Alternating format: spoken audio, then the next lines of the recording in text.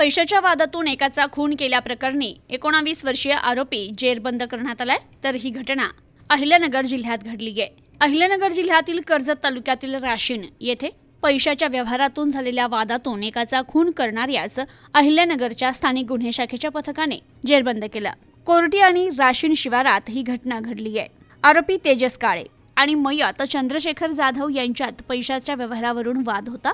जाधव हे त्यांचा मित्र पृथ्वीराज साळुंखे यांच्यासह त्यांच्या कारने करमाळा रोडने जात असताना आरोपी काळे याने त्याच्या कारनं त्यांचा पाठलाग केला। आरोपीने जीवेठार मारण्या हेतू मयताच्या कारला पाठीमागून जोरदार धडक दिली। या धडकेत चंद्रशेखर जाधव यांचा मृत्यू झाला तर साळुंखे जखमी झाले। या प्रकरणी सुभाष जाधव यांनी कर्जत पोलीस ठाण्यात दिलेल्या फिर्यादीवरून गुन्हा दाखल करण्यात आलाय।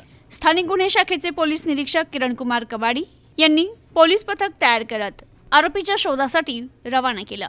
पथक आरोपीचा शोध घेत असताना गुप्त बातमीदारांकडून माहिती मिळाली की आरोपी तेजस काळे हा त्याच्या पांढऱ्या रंगाच्या कारने अहिल्यानगर ते मिरजगाव रोडनं चाललाय। माहिती मिळताच पथकाने बनपिंपरी गावच्या शिवारात सापळा रचला आणि आरोपीला ताब्यात घेतलं। पोलिसांनी 5,30,000 रुपये किमतीची कार आणि 3 वेगवेगळ्या कंपन्यांचे मोबाईल जप्त केले। पुढील तपास कर्जत पोलीस करतायत। Bureau report, news today 24, Karjat, Ahilyanagar.